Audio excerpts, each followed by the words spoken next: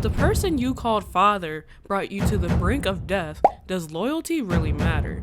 If you were an outlaw your whole life, do you really deserve a happy ending? You know, all that ever mattered to me was loyalty. It was all I knew. It's all I ever believed in. Arthur Morgan is one of the most loved video game protagonists of all time, and it was quite crazy how unfairly he was treated throughout the events of the game. And he was clearly the most hardworking of them all. Now, there will be spoilers in this video, but if you haven't played it by now, what are you doing? Mostly everyone who played this game is upset by the way that Arthur Morgan dies. His blind loyalty to Dutch serves as a lesson to always follow your gut and that people you love are not always in the right. I know my family used to tell me, if so-and-so jumped off a bridge, are you gonna just jump off the bridge right with them? And I really feel like Arthur Morgan would, seeing that he kinda did do that with Dutch on a much bigger scale. To understand Arthur Morgan, you have to understand his childhood. Arthur Morgan was born in Circa in 1863 to Beatrice and Lyle Morgan in the northern United States. As a child, his mother died due to unknown causes, while his father was a petty criminal and an outlaw. In 1876, when Arthur was 11 years old, his father was arrested due to larceny. Morgan later witnessed his death, and despite a strained relationship with him, still kept his hat and a picture of him. So for all of you guys don't know, Arthur Morgan's famous hat, yeah, that's his dad's hat. Around 1877, Arthur was found as a wild delinquent and picked up off the streets by Dutch Vanderlyn and Hosea Matthews. Viewing the pair as surrogate father figures, Arthur came to share Dutch's vision of life, lived free from constraints of civilization and the rule of law. The pair taught him how to read, write, hunt, fish, shoot, and ride, becoming their first protege, as well as one of the founding members of the Vanderlyn gang. And if you know anything about Arthur, you would know that he is an extremely loyal man, especially to Dutch. So Arthur was Dutch's favorite for a very long time. Basically because Arthur did whatever Dutch told him to do, and with the quickness. In 1887, Arthur participated in the gang's first major bank robbery, alongside Dutch and Hosea. At 2 o'clock, the trio burst into the banking house of Lee and Hoyt and managed to make off with $5,000 in gold. After the robbery, they lingered in town, going to hovels, shanties, and orphanages, handing out money, envisioning themselves as the Robin Hood figures. It was following this event that Arthur became a wanted man. And after that, honestly, things started to just go really well for them. They picked up gang members like Lenny, Charles, Jenny, Abigail, and Micah Bell, but as we all know, all that stuff that was going well all changed after the Blackwater incident. By the spring of 1899, the gang had arrived in West Elizabeth and decided to hide in plain sight just outside of Blackwater, a town undergoing the process of industrialization. The gang began to search out many leads, including Arthur and Hosea, who were planning a hefty real estate scam. Despite this, Dutch was also planning something big. Supported by Micah, Dutch began working on plans to rob a ferry,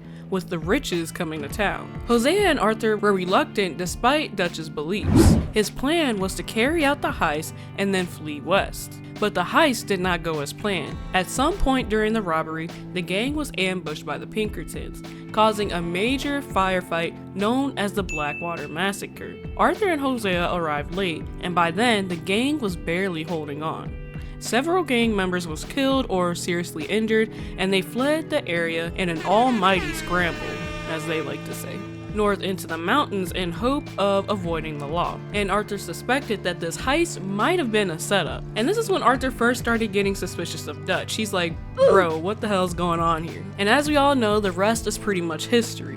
Arthur continued to follow Dutch even though Dutch was doing some pretty stupid things, pretty much following the lead of Micah Bell. I do go into more details about Dutch in my other Red Dead Redemption video. Make sure to check that out after this one, and don't forget to like, share, and subscribe for more game analysis and reviews. Dutch was being extremely risky and losing track of his morals to the point where Arthur didn't even know who Dutch was anymore. Now. Dutch? What are you doing? Jesus. Easy, Dutch. What was that? Horrible old crone. But you killed her. She was gonna betray us, Arthur. Couldn't you tell? No. Well, I got some Spanish. She was. You sure you're all right, Dutch? I am just trying to make sure that some of us survive, Arthur. Now, shall we proceed? Although Dutch did do a lot of killing and stealing, he would give back to the community and not just go around killing everyone he saw like civilians. But that all changed as the events of the game began to play out. He was doing things like not trusting Hosea and Arthur, who had been there since day one. He was killing women, he was very revenge hungry, and each time something like that happened, Arthur pretty much got more and more sketched, and that just made Dutch even more mad. But again, after all of this, Arthur still had a blind loyalty to him. But I don't even know if I'd necessarily say blind, because Arthur knew that they were not really doing good things, but he still did it because, like, that's his dad. They were doing things like robbing trains, robbing numerous banks, robbing people, robbing huge boats, the list goes on. The major turning point in Arthur's story is when Arthur is told by Strauss that he needs to recover a debt from Thomas Downs, a rancher. Arthur goes to the Downs residence and confronts Mr. Downs. Thomas says that he is in destitute, prompting Arthur to beat him. Eventually, Thomas's wife, Edith, arrives saying that her husband is ill and they truly are in need, leading Arthur to then leave the ranch. But we later find out that the sickness that Mr. Downs had is really tuberculosis, and he coughs right in Arthur Morgan's face. You borrowed money from my business partner, Herr Strauss. You owe him, you took the money. He wants it back, what's not to understand? Where's our money? He knew what he was doing. That in turn gives Arthur Morgan this deadly disease that he finds out later in the game is killing him. Because, you know, the medicine back then wasn't nearly as good as what we have today, so they can't cure him. And I'm sure him continuing to go on these heists and running around everywhere doing favors for people only expedited his demise. One thing that continuously hurt Arthur was the fact that his fellow gang members was dying because of really stupid decisions that were being made, and that could have been prevented, like Sean and Kieran, and the two that really pulled my heartstrings was Hosea, who pretty much taught Arthur almost everything that he knows, and poor Lenny. We all loved Lenny. You goddamn sons of bitches! Us? You got Lenny? Oh, God damn them! We can't stop now, Arthur, or we're all dead! You got eyes on him? Find him! And Hosea dying made everything worse because he truly was the brains of the operation. Arthur knew he was dying, so he started trying to be a better person, like helping people that he would run across and even giving widowed Mrs. Downs some money for the trouble that he had caused. I remember Dutch's most disappointing moment to me was when Dutch and Arthur go to steal these government bonds. As they leave, however, the pipes burst, which incapacitates Arthur. Immediately after, more soldiers arrive, while Dutch leaves, leaving Arthur to die. But luckily, Eagle Flies comes to the rescue. Come on! We need to go. You ran away? Oh, I did no such thing. Don't be a fool. They could be back here any minute. We did it, gentlemen. A bit after this, an encounter happened, and Arthur Morgan was held at gunpoint by Agent Milton. Milton tells him that Micah betrayed the gang and fed information to the Pinkertons since his return from Guarma, before being locked in a struggle with Arthur. And honestly, I feel like Micah had something to do with it throughout the whole game, not just after Guarma, but that's a different video. Everything that had been going wrong is all because of Micah pretty much working with the Pinkertons and setting them up multiple times. But even though Arthur was skeptical of Micah since the beginning, Dutch never listened and in turn started not to trust Arthur, which results in Michael and Arthur drawing at each other. At first, no one in the gang is willing to take sides until John stumbles into camp saying that Dutch left him to die, and events go on from there, leading Micah to kill Susan, one of the gang members who was like a mother figure to them. But then all of a sudden the gang just decides to unite with Dutch and Micah. Who amongst you is with me? And who is betraying me? Well, I'll be here. Think for yourself. but Pinkertons arrive before Arthur and John can be killed by the others. Which is like so sad, because imagine living with people pretty much your whole life and then all of a sudden one day they just turn on you like they didn't even know you in the first place. And I mean, they pretty much just met Micah. And the people Arthur was closest to all ended up being killed off, which now that I think about it is pretty convenient. But now Dutch just thinks that Arthur and John are traitors. So if you have the good ending, which most people did, so I'm going to direct my commentary towards that in this video, you help John escape. Arthur knows that his life is no good and pretty much begs John to go on and take care of his family and live a better life. All right, Arthur, come on, let's go. You go. I think I've pushed all I can. Come on. You go. We ain't both gonna make it. Go. Now, I'll hold them off. It would mean a lot to me. Please. Arthur! Go to your family. Arthur! Get the hell out of here and be a goddamn man. You're my brother. I know. I know. And they separate so Arthur can hold the Pinkertons off. But then, unfortunately, he gets attacked by Micah. They get in a little tussle, but keep in mind, Arthur is pretty much very sick at this point, so he does start to lose due to this disadvantage that he has. Arthur then crawls towards the revolver in order to kill Micah, but is ultimately prevented from doing so by Dutch. I gave you all I had. I did.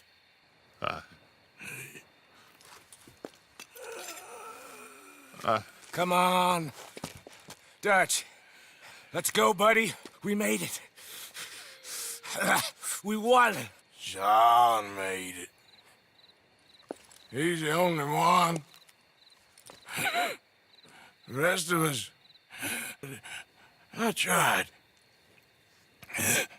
In the end, I did.